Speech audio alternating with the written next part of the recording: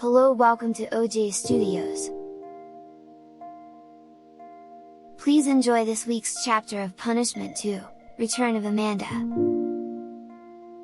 by Olivia Julius.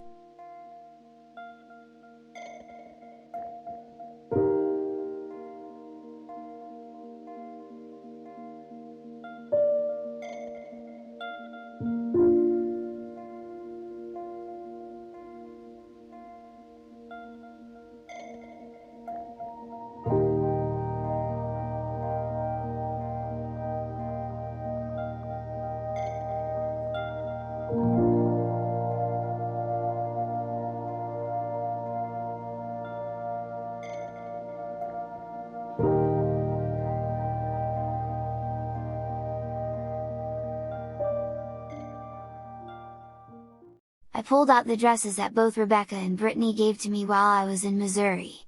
I held all three of them out so Gracie could see them. It was weird for me to see them hanging on their hangers in my hands in my room. It was also weird to refer to them as my dresses and not Gracie's dresses or Brittany's dresses.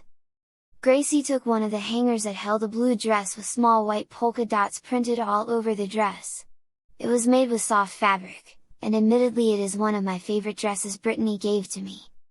The plan for the project was simple: we will get a few pictures of Gracie and I in our gender-swapped outfits, we will write up why it's part of the societal norms for boys to wear clothes for boys and why girls should wear clothes for girls, and why it should change for. So, the other part of the plan is to do this while wearing the other gender's uniform. If this doesn't get us an A on the assignment, I don't know what will. I'm just glad that Gracie didn't want me to wear either of my Easter princess dresses that are in the back of my closet. "Put this on," Gracie said, waking me from my thoughts.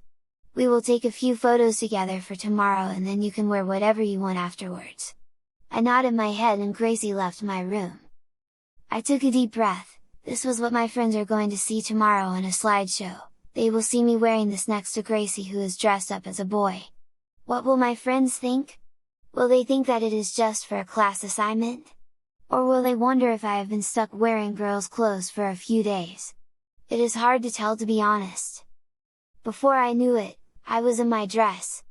I looked in the mirror and I saw myself before me. I took a moment to reflect on the image in the mirror.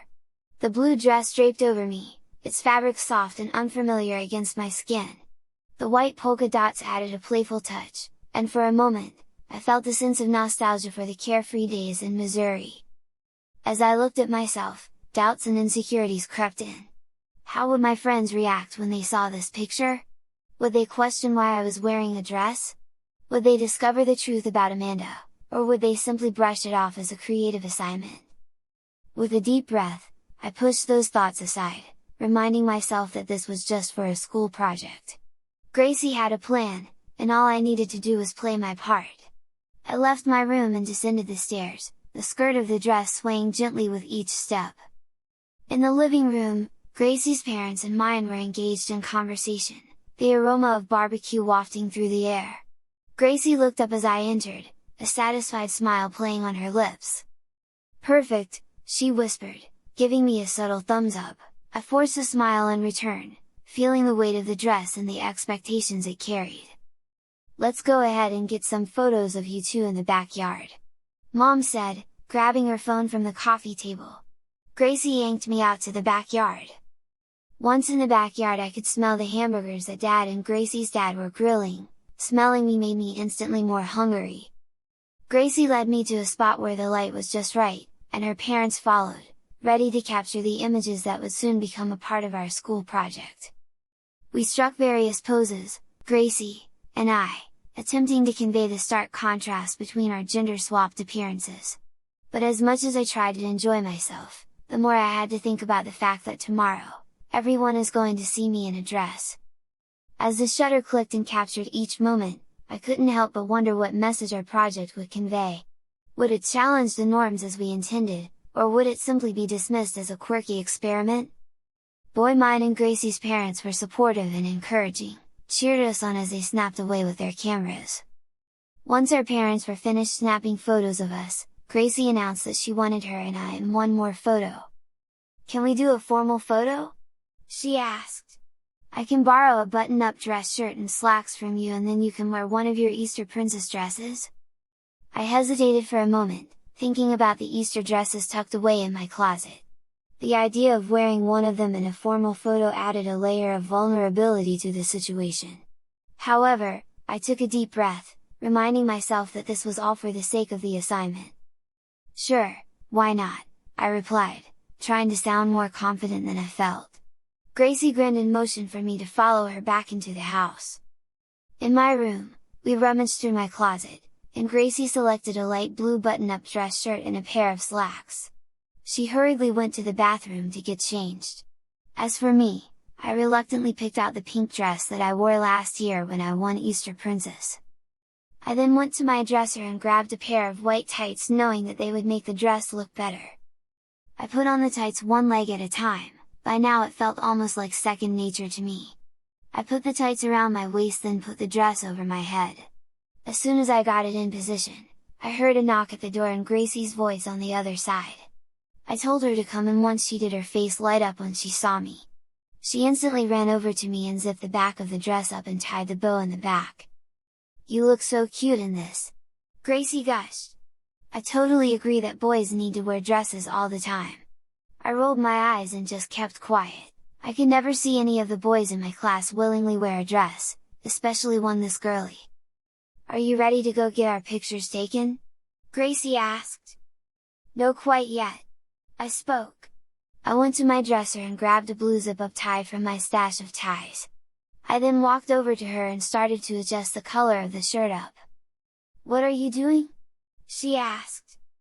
"You want formal so you're wearing a tie," said, putting the tie over her head and around the shirt collar. I then pulled on the small part of the tie and the tie went up to her neck. I then put down the shirt's collar and buttoned the top button. "There!" I spoke. "Now you look handsome." Gracie looked in the mirror and took a hairband from her wrist and put her hair into a ponytail. She adjusted the collar of the shirt. I could tell that she didn't like wearing the tie or the collared shirt. "Yeah, I don't like wearing a button-up, isn't fun," I said, sympathizing with her. "Dresses don't feel like they want to choke you." "Yeah," Gracie agreed, sighing. "I think I'd rather be in a dress than this stupid thing." We both laughed a little bit, and I found myself almost agreeing with her. Last year I went to my dad's brother's wedding and had to sit next to my cousin Shelby on my dad's side. I was burning up in the suit jacket, long sleeve dress shirt and slacks, while Shelby sat there peacefully wearing a sleeveless dress, looking far more comfortable than I could ever be. Maybe girls do have better clothes than boys. "Ready to go?" she asked, awakening me from my thoughts. "Let's get this over with," I said quietly. Our parents, now seated around the patio table, watched with amused smiles as we came outside. Mom took her camera and snapped a few more photos of us. After the impromptu formal photo session, Gracie and I changed back into our regular clothes. The rest of the evening unfolded in a mix of laughter, shared stories, and the delicious aroma of barbecue. The initial discomfort of wearing a dress had faded, replaced by a sense of accomplishment. Tomorrow is our presentation, and I am already scared of what is going to happen when our PowerPoint shows me in a dress.